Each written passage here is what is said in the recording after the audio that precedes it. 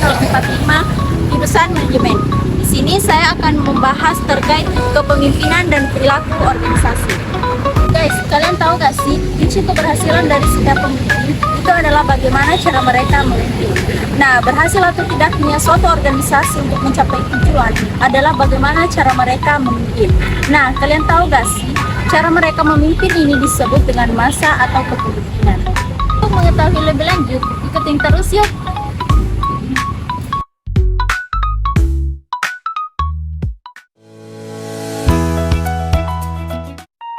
Kalau mendengar kata kepemimpinan, apa sih yang kalian pikirkan? Apakah pemimpin itu seperti bos? Eits, bukan seperti itu ya teman-teman. Pemimpin adalah individu yang memimpin, dan kepemimpinan merupakan sifat yang harus dimiliki seorang pemimpin. Kepemimpinan adalah kemampuan seseorang untuk menginspirasi dan memberikan bimbingan kepada seseorang untuk mencapai tujuan bersama yang bersifat adil. Nah, menurut para ahli, ada beberapa definisi kepemimpinan, antara lain, menurut Miftah Toha, kepemimpinan adalah kegiatan untuk mempengaruhi perilaku orang lain atau seni mempengaruhi perilaku manusia, baik perseorangan maupun kelompok. Menurut Tannenbaum dan Masaryk, kepemimpinan adalah suatu proses atau fungsi sebagai suatu peran yang memerintah. Menurut Harold Koss, kepemimpinan sebagai pengaruh, seni, atau proses mempengaruhi orang sehingga mereka akan berusaha mencapai tujuan kelompok dengan kemauan dan antusias. Menurut Frigon, leader is the art and science of getting others to perform and achieve vision. Sedangkan menurut Nanus, leadership role in policy formation has a solid foundation in practice and is safely short of usually a governing board's prerogative in establishing policy. Dan menurut Overton, leadership is ability to get work done and through others while gaining them confidence and cooperation.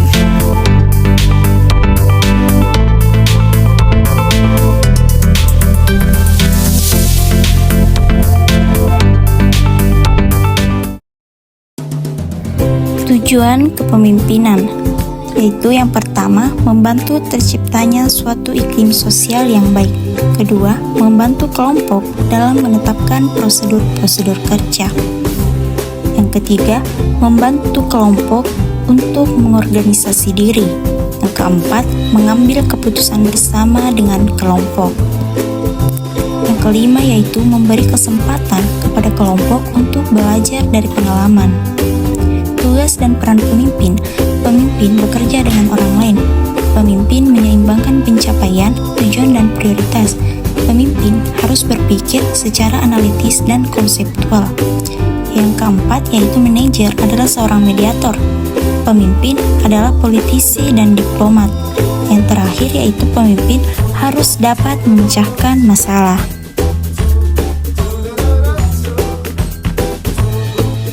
Kepemimpinan bukan sekedar jabatan, tetapi kepemimpinan adalah untuk mengarahkan, memotivasi, dan menjadi teladan bagi orang lain. Nah, seorang pemimpin yang baik mampu menciptakan lingkungan yang baik juga dan membangun kepercayaan serta menggerakkan lain menuju tujuan bersama. Kepemimpinan yang kuat menjadikan fondasi keberhasilan sebuah organisasi. Setiap organisasi punya tujuan besar, tapi semua itu tidak akan tercapai tanpa peran orang-orang di dalamnya. Cara kita berinteraksi, berkomunikasi, dan bekerja sama adalah kunci keberhasilan dalam pentingnya memahami perilaku organisasi. Pernah gak sih kamu bertanya-tanya, kenapa di satu perusahaan ada yang betah banget, tapi di perusahaan lain malah banyak konflik? Jawabannya ada di perilaku organisasi. Yuk kita bongkar rahasianya. Perilaku organisasi adalah studi tentang bagaimana individu, kelompok, dan struktur yang mempengaruhi perilaku di dalam organisasi. Tujuannya tentu saja untuk membuat organisasi jadi lebih efektif dan sukses. Ilmu perilaku organisasi adalah studi tentang bagaimana individu berpikir, merasakan, dan melakukan sesuatu dalam organisasi. Perilaku organisasi adalah suatu bidang studi yang menginvestigasi dampak perilaku dari individu, kelompok, dan struktur dalam organisasi menurut Robis dan Judge. Perilaku organisasi adalah studi tentang apa yang orang pikirkan, rasakan, dan lakukan di dalam dan sekitar organisasi menurut Greenberg dan Baron yang dikutip di bawah. Perilaku organisasi mengkaji dalam 3 level utama, yaitu level individu, level kelompok, dan level organisasi. Yang pertama, kita akan membahas perilaku individu. Setiap orang unik. Di level individu, kita belajar kenapa karyawan A sangat rajin, sementara karyawan B gampang menyerah. Kuncinya ada di kepribadian, sikap, dan nilai-nilai yang mereka yakini.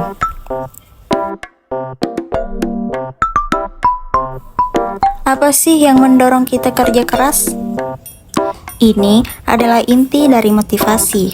Perilaku organisasi membahas berbagai teori, dari kebutuhan dasar sampai reward yang adil, yang semuanya bertujuan meningkatkan kepuasan kerja. Pembahasan selanjutnya yaitu perilaku kelompok. Ketika individu berkumpul, terbentuklah kelompok. Kita akan pelajari tahap pembentukan kelompok dan bagaimana kelompok menetapkan norma atau aturan tak tertulis. Komunikasi dan konflik. Gagal komunikasi adalah sumber konflik terbesar. Perilaku organisasi mengajarkan cara membangun komunikasi efektif dan strategi manajemen konflik agar perbedaan pendapat justru menjadi kekuatan, bukan perpecahan.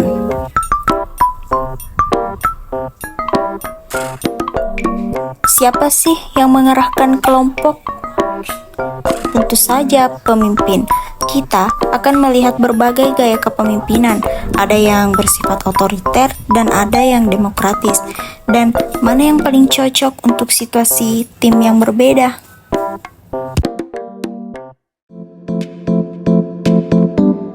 Selanjutnya yaitu perilaku organisasi.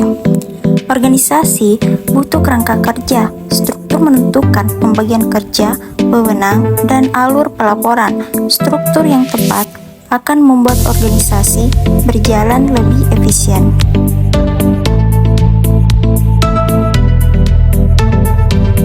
Budaya organisasi.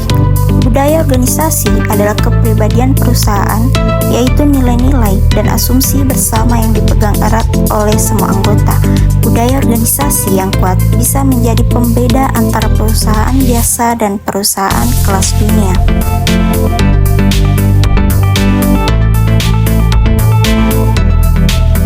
Perubahan dan inovasi. Organisasi harus beradaptasi.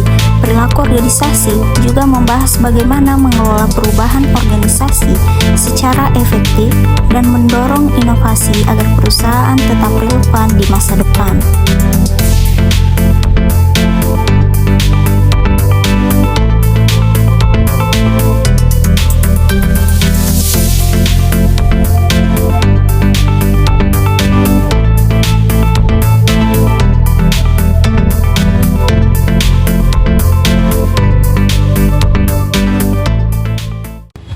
Organisasi menciptakan fondasi bagi kerjasama yang kuat. Dengan memahami dan menerapkan, organisasi dapat berkembang dengan baik. Nah, sekarang teman-teman sudah tahu kan? Itulah tadi materi terkait kepemimpinan dan perilaku organisasi. See you!